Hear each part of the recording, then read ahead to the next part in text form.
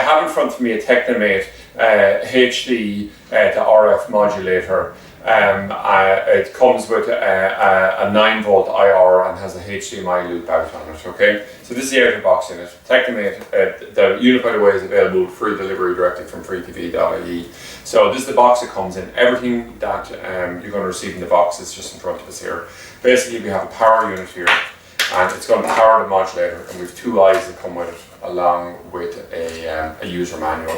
So the basic purpose of the modulator here is to do a few things.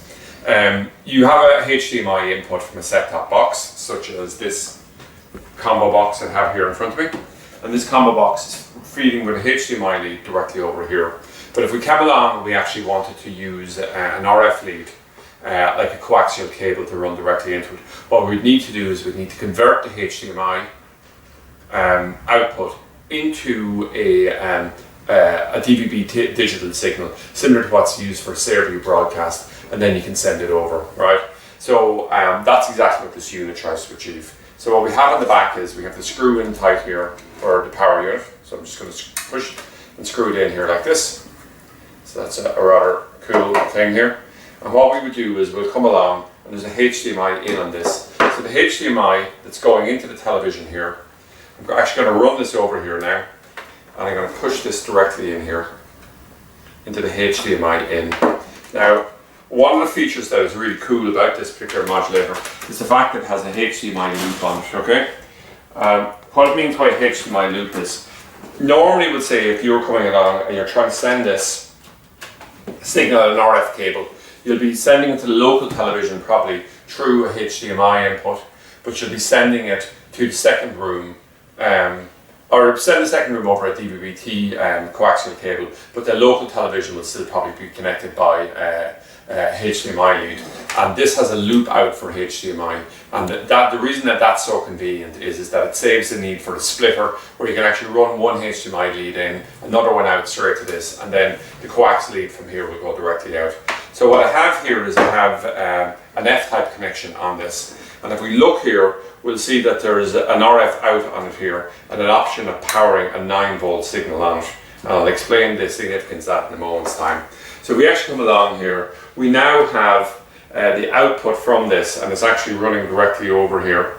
I'm just going to push that HDMI, I think the satellite lead just came loose. So we have this coming directly onto the box. So previously we had this running over HDMI, now it's actually a DVB-T, and it's set up by default on channel 21.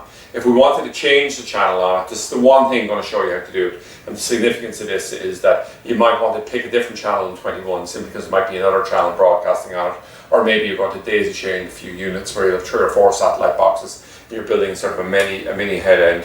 What we can do is we can just go main menu here, we can just go stream, and what we can do is we go channel, which is option number 2.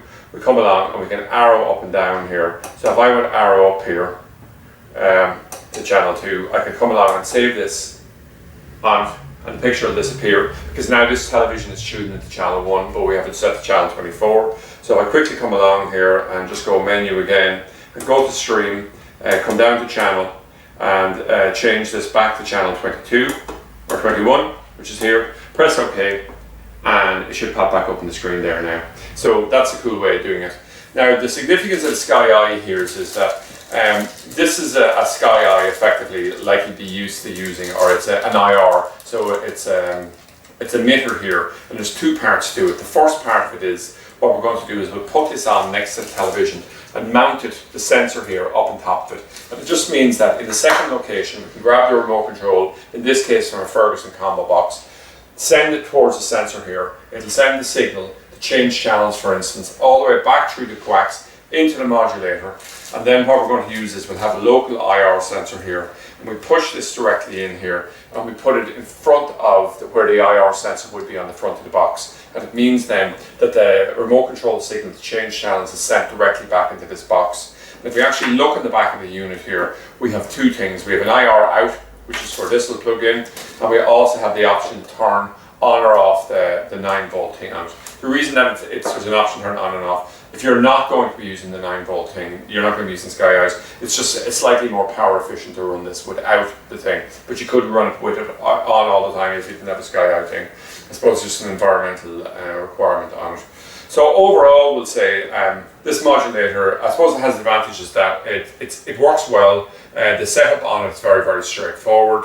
It has the loop on it, it supports the Sky Eye, and the price point's reasonably good on this. And Technomate have a good brand name.